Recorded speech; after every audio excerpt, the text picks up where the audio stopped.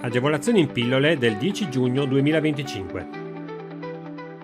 Anche questa settimana ripercorriamo insieme quelle che sono le novità nell'ambito di incentivi ed agevolazioni.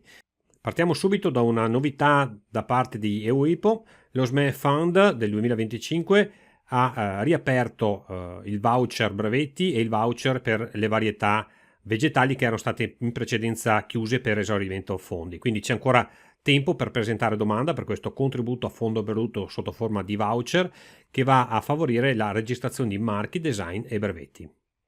Lombardia, linea impresa efficiente. Il bando della regione Lombardia Linea Impresa Efficiente, che è stato recentemente pubblicato, è dedicato all'efficientamento energetico delle PMI della Lombardia. L'obiettivo è incentivare i progetti con un contributo a fondo perduto che può arrivare fino al 45%. L'investimento deve essere compreso tra i 100.000 euro e i 5 milioni di euro e deve assicurare almeno il 30% di riduzione delle emissioni climalteranti. Mancano ancora le date per l'apertura di questo sportello, ma l'invito per questi bandi particolarmente complessi è quello di muoversi subito per analizzare i progetti e predisporre la documentazione necessaria. Emilia Romagna, Fondo Energia. L'Emilia Romagna mette a disposizione un'agevolazione dedicata ai progetti di efficientamento energetico, realizzazione di impianti da fonti rinnovabili per l'autoconsumo e interventi per l'economia circolare. Possono accedere le imprese di qualsiasi dimensione, questa è un po' una particolarità, incluse le ESCO. L'agevolazione consiste in un finanziamento agevolato fino a 1 milione di euro con un 75% di questo finanziamento a tasso zero. La durata arriva fino a 96 mesi con 12 mesi di preammortamento, a cui si aggiunge un contributo a fondo perduto per le spese tecniche che possono arrivare fino al 12,5%. Il bando è a sportello e l'apertura è prevista per il 18 giugno 2025. Veneto, disponibilità di tirocinanti.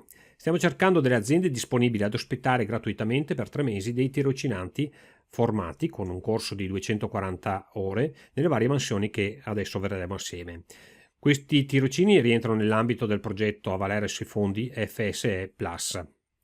I profili che andremo a formare sono Social Media Manager per Vicenza, Schio e Padova, Social Media Manager contestualizzato nel turismo Schio, Bassano, De Grappa e Vicenza, operatore di carpenteria saldatore, Valli di Pasubio, Vicenza Valdagno, operatore della logistica e del magazzino, in possesso di patentino di muletto, Vicenza e Valdagno, tecnico della logistica per Vicenza, progettista meccanico con competenze CAD/CAM, SolidWorks e OnShape, Vicenza, Piovene Rocchette, Tezze sul Brenta.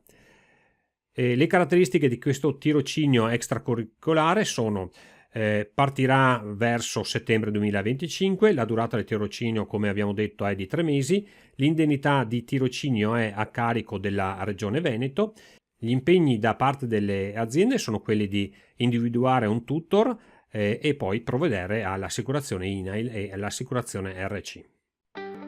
Anche per questa settimana è tutto, se avete trovato utili e interessanti queste notizie vi invito a mettere un mi piace e a condividerle con chi ritenete possa essere interessato. Per approfondimenti e contatti trovate tutto sul sito retteagevolazioni.it. Io sono Franco Rasotto e questa è Rette Agevolazioni.